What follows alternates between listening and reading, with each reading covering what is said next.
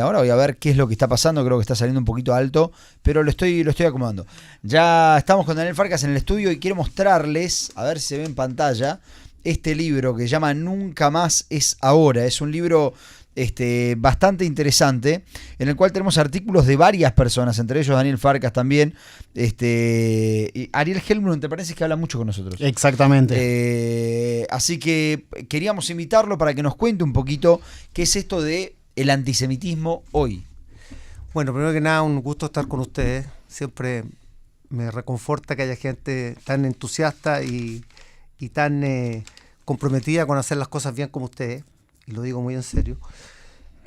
La verdad es que para los que tenemos algunos años, el nunca más significaba una frase que escuchábamos en los actos en las sinagogas, en los colegios, pero era como un concepto más asociado a la generación de mis abuelos, probablemente los bisabuelos de ustedes, pero no algo que nos tocaba a nosotros. O sea, nuestra generación vivió, y creo que vivimos un espacio de unos 40 o 50 años, en donde el antisemitismo, como lo estamos viendo hoy día en el mundo, no era permitido, no era posible ni siquiera dimensionarlo, ni menos en países como Estados Unidos.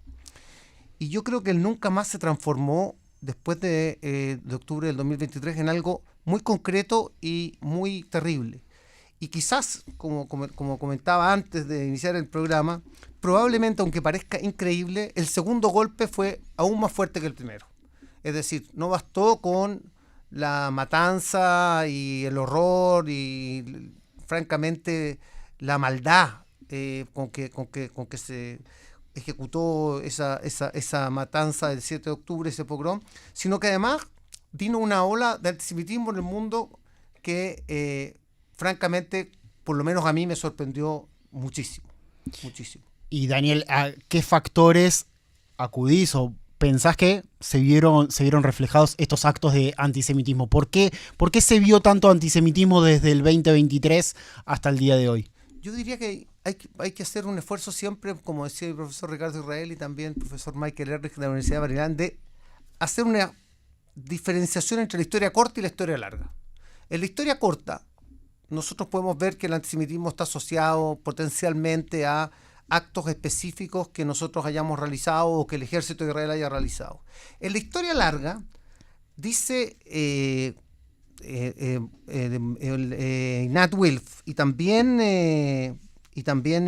Aviv Gur, que la diferencia entre el antisemitismo y un prejuicio es que en un prejuicio, por ejemplo, yo quiero que tú cambies para poder aceptarte. Por ejemplo, voy a decir una ridiculez, pero los rusos toman mucho vodka. Si tomaran menos vodka, entonces yo estaría más feliz. Claro. Y los podría aceptar. Uh-huh. En cambio, el judío no es perseguido por lo que hace, sino por lo que es. Y lo que se espera de él no es que cambie, sino que desaparezca. Entonces, claro, hay un antisemitismo latente que estuvo muy castigado socialmente y políticamente durante mucho tiempo, pero que emergió con una fuerza inusitada, probablemente alimentado durante muchos años a nuestra vista y paciencia en las universidades del mundo y en los centros de estudio y en la izquierda progresista, que progresista tiene cada vez menos, etcétera, etcétera, etcétera. Pero bueno, si uno mira la historia, partiendo por el primer pogrom del que se tiene memoria, que es en la época de Alejandría, la verdad es que estos últimos 50 años son un paréntesis muy especial, porque siempre ha habido antisemitismo. Y si uno ve los puntos álgidos como los turning points, donde cambia la historia, uno puede ver, bueno, obviamente la Inquisición, pero después de Inquisición, las matanzas de los cristianos con las cruzadas, y después de las cruzadas, los líberos de sangre en Europa, y después de eso, en 1881, cuando es asesinado Alexander II, y Alexander III dice la famosa frase: Rusia no es desarrollada porque tiene muchos judíos. Después la Shoah, después de la Shoah, los pogroms que implican la salida de 850.000 judíos de los países árabes, etcétera, etcétera, etcétera.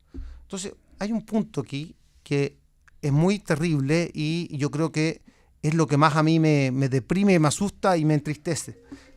Que en realidad el pogrom de Hebrón de 1923 y después se repitió en 1929 con mucha más fuerza, en realidad es muy parecido a lo que pasó el 7 de octubre. Es decir, vienen por nosotros sin ninguna explicación ni racionalidad, y lo único que se pretende es generar el horror.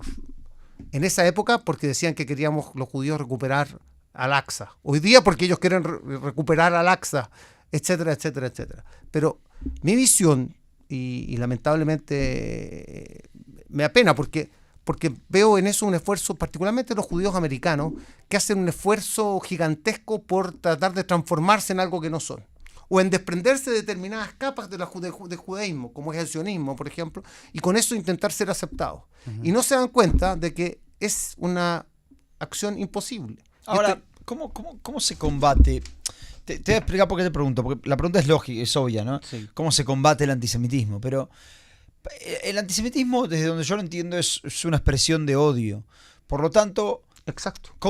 entonces, una expresión de odio que existe también contra la islamofobia, etcétera, etcétera. La pregunta es, ¿cómo se lo combate para no caer en combatirlo a través de más odio, digamos? ¿Cómo se combate de manera efectiva el antisemitismo?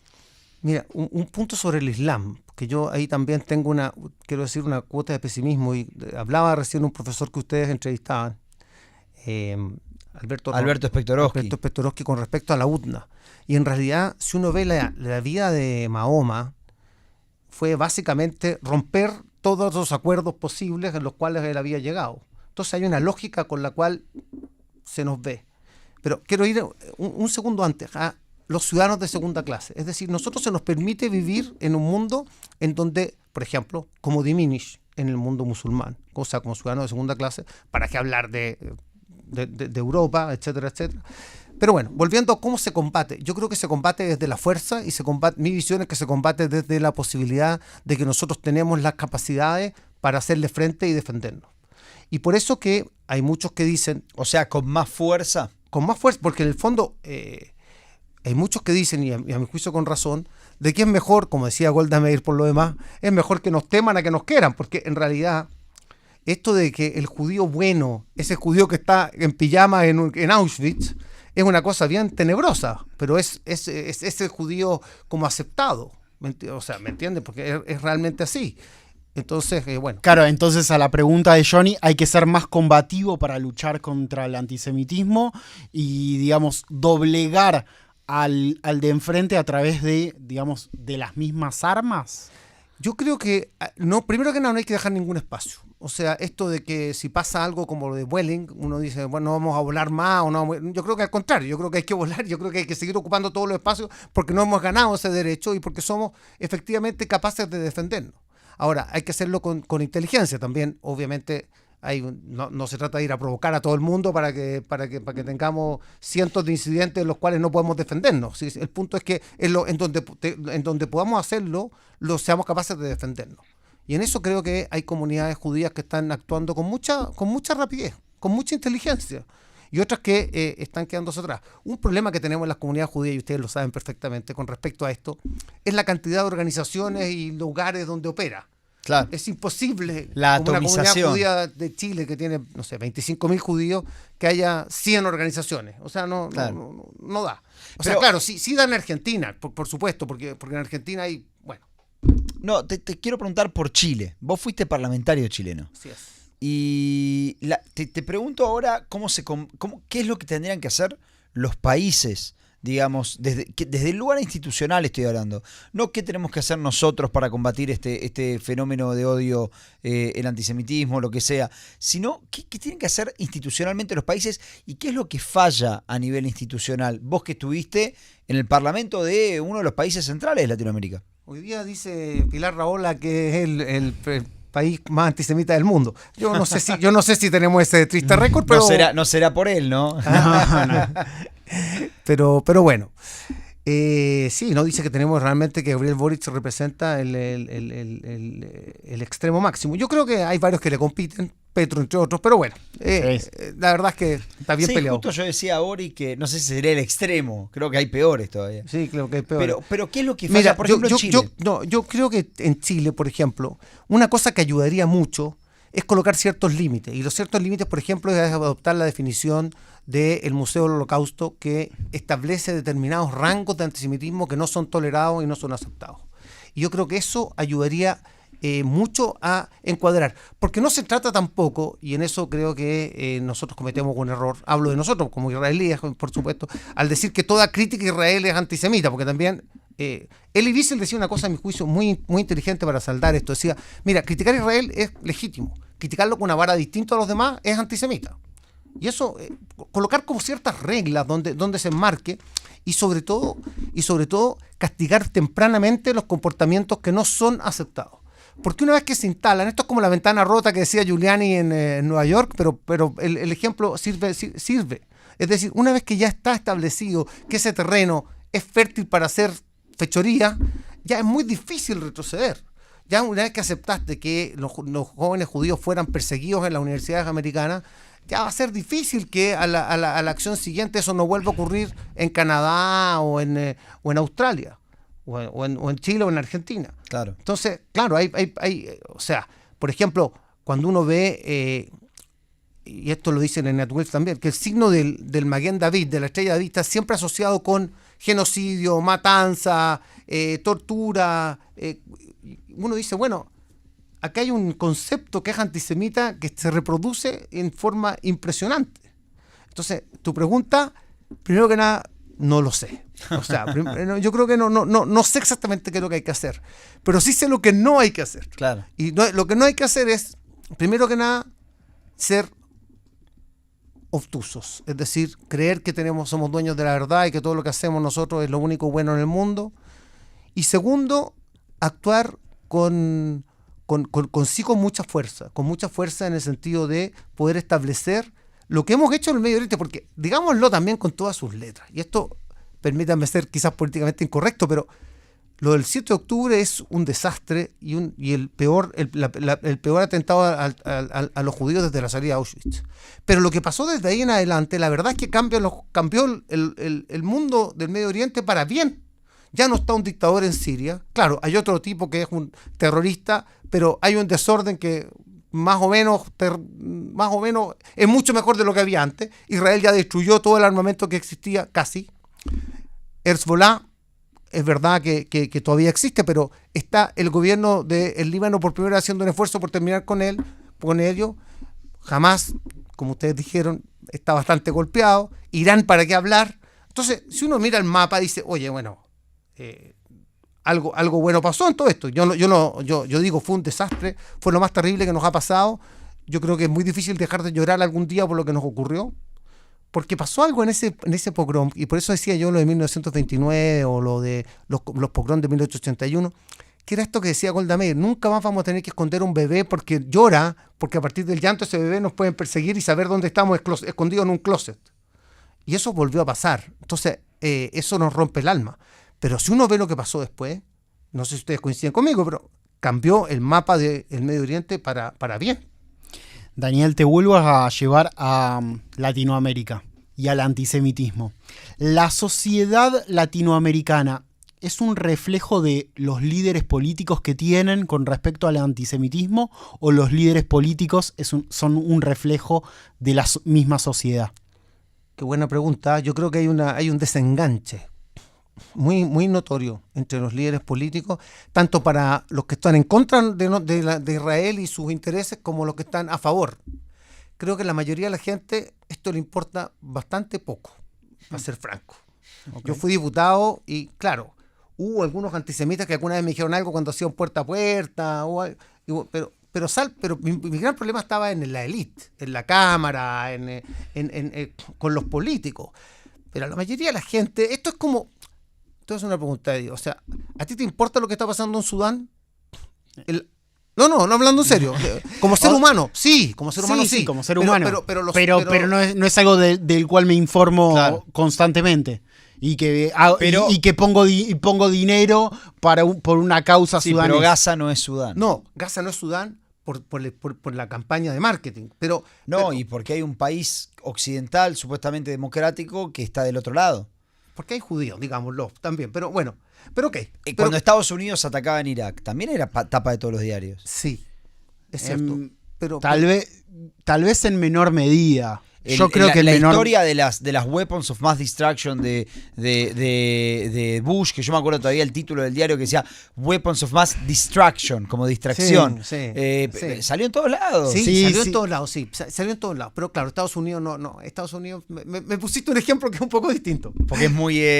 Porque sí, lo que hace Estados Unidos también es siempre noticia. Pero bueno, Claro. yo diría que a la gente sí le importa y a todos nos da terriblemente pena cuando vemos las imágenes, pero para la gente normal, incluso para la comunidad palestina chilena, todo decir la verdad, o sea, para muchos de ellos sí importa, pero para muchos otros, quizás este evento en particular sí, porque ha Es sido, otra ha sido- cosa, ha sido muy decís. mediático. Claro. Y hay muchos artistas hablando de eso y bueno, y nos han pasado muchas cosas.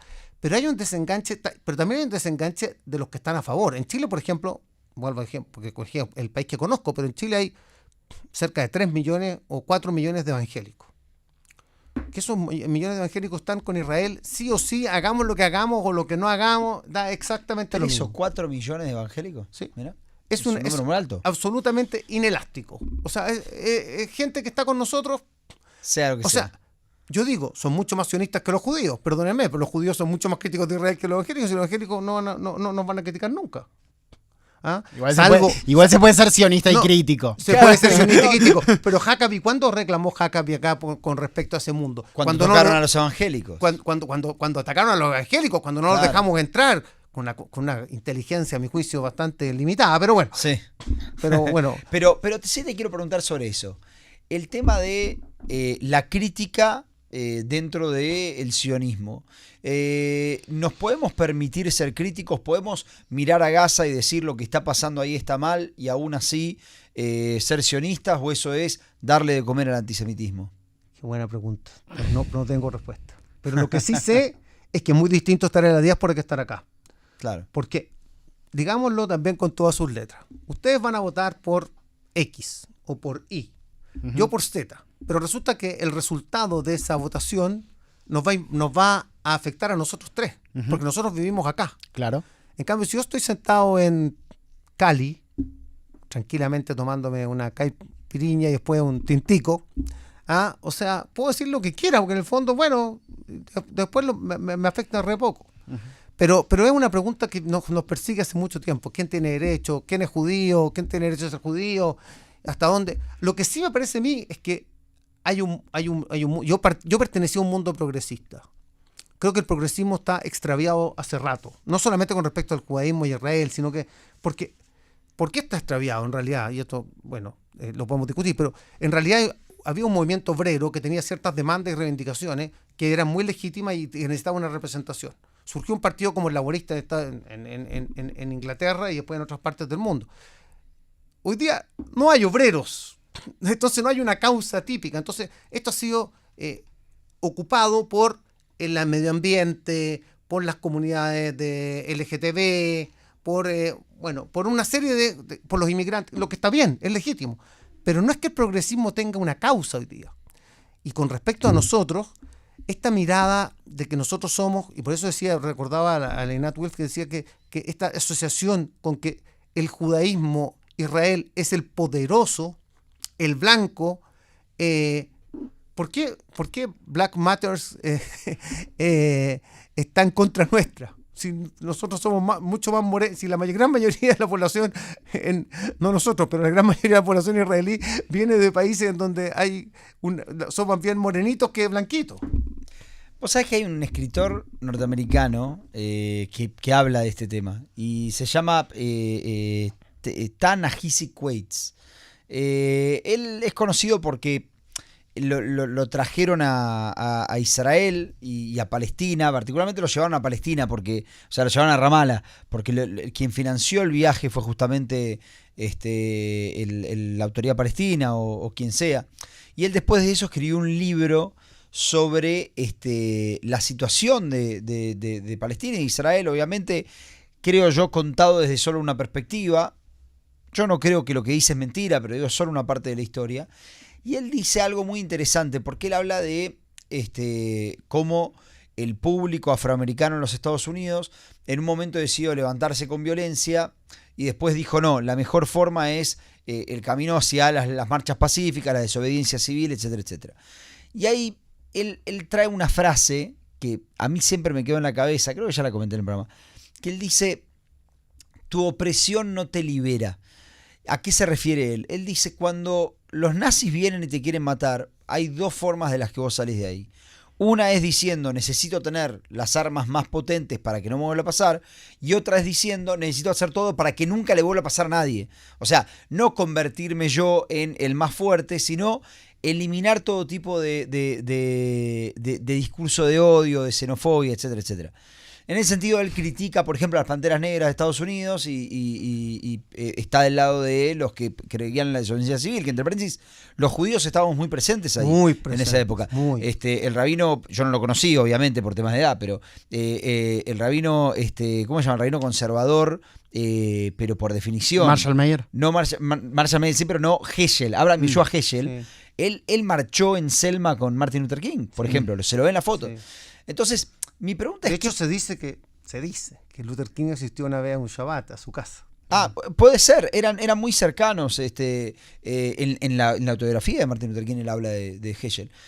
Pero la pregunta que quiero hacer es, ¿qué pensás de esta frase de que él dice, tu opresión no te va a salvar? De esto que él dice, bueno, mirá, al final puedes elegir o salir con las armas más fuertes para matar a un enemigo, o salir realmente queriendo que esto no vuelva a pasar. Y él dice él acusa a Israel, dice, Israel salió tratando de ser el que tiene las armas más fuertes, sino el que busca que no vuelva a pasar.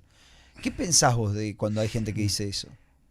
Primero estamos frente a puras preguntas difíciles. Preguntas inteligentes, respuestas no tanto. No, se me ocurrió ahora porque es que es verdad. Él tiene razón. Lo que pasa es que yo creo que él se equivoca en algo. Y es que nosotros siempre pensamos, y pensamos ahora también, ahora después de octubre, nosotros pensamos que el mundo iba a estar detrás nuestro y ante el horror justamente iba a pasar lo contrario. Que el mundo musulmán iba a tener que empezar a dar cuenta y que los palestinos iban a tener que empezar a hacer las cosas de una manera, claro. Y que esta cosa de pagarle a los terroristas por matar judíos, claro, iba a estar en primer plano. Y al contrario, vuelve, como decían ustedes antes, la dinámica de hoy día es porque no hay un Estado palestino. O sea, démosle un premio, como decía Alberto muy bien en mi juicio, démosle un premio por lo que pasó en octubre. O sea, eso no va a pasar. Eso no va a pasar. Y yo creo que somos más bien del mundo del progresismo, yo me sigo considerando de ese campo. No va a pasar porque no hay para eso una opinión pública ni una base electoral en Israel para que eso pase. No va a pasar. Ni un socio preparado. La autoridad palestina hoy no está preparada para eso. Correcto. Y con respecto a lo que vos planteabas, Johnny, recién, me parece que es una ilusión. Lo plantea Tanaj Hisiquetz. Bueno, pero vos lo traigo. Lo traes a esta mesa. Es una ilusión y creo que cada comunidad, cada país, cada sociedad tiene sus propios conflictos. Y cuando cada uno tiene sus propios conflictos con un tercero, me parece que no se puede resolver una paz general, una paz mundial para todos. Ojalá, pero cuando llegue el Mesías, tenemos muchos enfrentamientos entre todos, entonces es muy complicado poder solucionarlo. O sea, solamente para refrendar eso, miremos Siria nomás. O sea, ¿quién se pelea con quién y cuándo y cómo? Claro. Hablando de libros. Bueno, ¿qué nos podés comentar sobre libro Nunca más es ahora, el antisemitismo hoy, en la cual escribiste un artículo? Mira, primero que nada me traje un torpedo. Un torpedo decimos en Chile cuando teníamos una prueba, uno llevaba un papelito anotado, no era muy... El machete. El machete en Argentina, sí. En otros países... aunque es una palabra media fea. No era muy lindo, pero era... Una polla. Una polla, mirá, no sé. No era muy lindo, pero era bien eficiente el tema del papelito. Sí. No, yo quisiera solamente nombrar a los que escriben porque me parece súper interesante. Primero, no sé si ustedes conocen a Fleur Hassan Naum. Sí, claro, estuvo la semana pasada en el programa. Bueno, ella dice Never Again, nunca más. Escribió el prólogo. Escribió el prólogo. Claro. Esto no es un slogan, es una emergencia moral. Y creo que es un buen resumen desde el punto de vista de que, además ella es muy asertiva. Ustedes la conocen bien. Yo creo que es una voz muy potente. Después está Rubén Lerner, que entiendo que también es, o no sé si ha estado con ustedes alguna vez, pero que dice que en realidad algo que yo he escuchado mucho por parte de muchos intelectuales, más bien del mundo conservador, pero que es verdad, la lucha de Israel es la lucha por la civilización, no solamente la lucha por los judíos. Es decir, nosotros somos la frontera, y creo que hay algo de eso para bien y para mal nuevamente, porque nos coloca nos sitúa ideológicamente en un campo en el cual creo que no podemos salir. Pero bueno, esa es una discusión más compleja. Después acá hay una persona que se llama Esteban Ibarra, que yo leí mucho sobre lo que está diciendo, y dice, la educación puede proteger, pero el odio alimentado por la ignorancia puede ser más potente. Y esto a mí me parece muy fuerte, muy fuerte, porque quizás tiene que ver con lo que tú planteabas antes, Claro. de hasta dónde uno puede prevenir. Después está José Ignacio Jiménez Blanco, que dice, mira, el antisemitismo ha mutado, y ha mutado tanto que hoy día puede adoptar cualquier fórmula que sea ofensiva contra los judíos.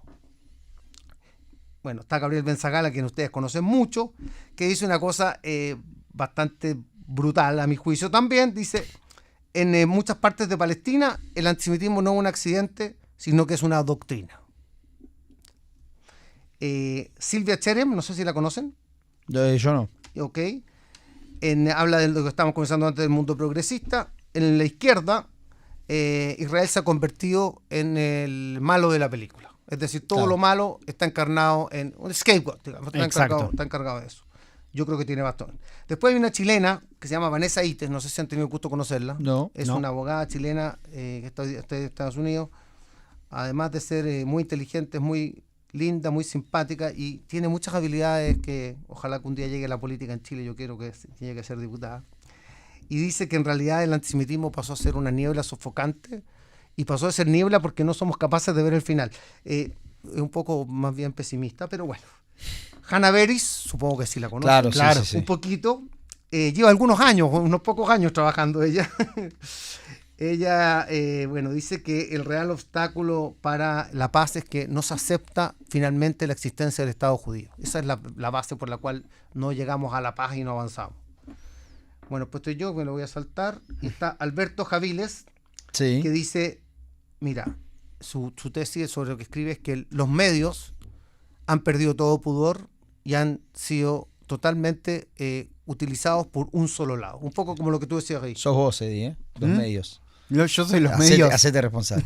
Hacete responsable. Bueno, si tú eres responsable, ponte de acuerdo. Brian Acuña dijo algo parecido a lo que conversábamos antes. El 7 de octubre soltó a la bestia. Soltó a la bestia del mundo y eso algo de razón tiene realmente. Bueno, el gran Marco Aguinis, yo no sé si hay alguien aquí que no haya leído La gesta del marrano, pero voy a aprovechar de decir algo. Si alguien no lo ha leído, nos está escuchando, nos está viendo, léanlo porque a mi juicio es un libro excepcional. De los mejores que yo he leído. Lo es. Sí, lo es. No sé ustedes, pero a mí me llama mucho la atención. Bueno, Marco Aguinis dice que la historia no se repite exactamente, pero rima bastante bien.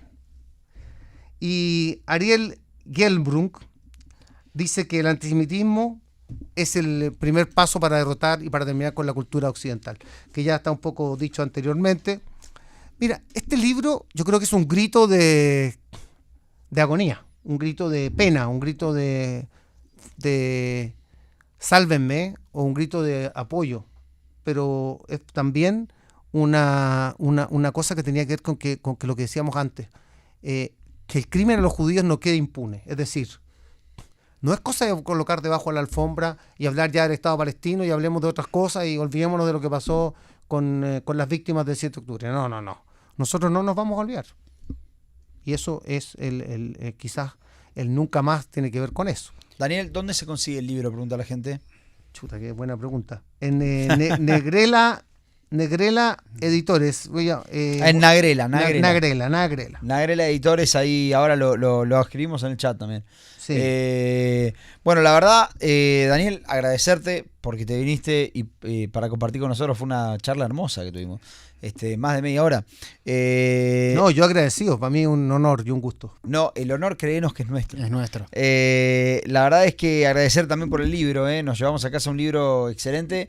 Y espero que la gente también empiece a conseguir también el libro porque me parece que está bueno a veces leer estos libros de ensayos donde lo invitan a uno también a pensar y a reflexionar un poquito sobre el mundo en el que vive. Son mis lecturas favoritas de Shabbat. Exactamente. Favoritas. Así que esto será este sábado. Muy bien. Esperamos el feedback entonces. Exactamente. Volvemos el domingo al programa. Y examen. Examen. Nos tomas lección. Lo subimos a Dani y me toma un examen del libro. Me parece muy bien. Tengo unos alumnos espectaculares aquí. Ahí está. Daniel, agradecerte por haber venido hasta aquí. La verdad es que es muy interesante, es un tema del que tenemos que hablar todos. Vamos a hacer, si les parece, una pausita, así nos acomodamos en el estudio de nuevo y ya volvemos con mucho más Canal en Español. Ya volvemos.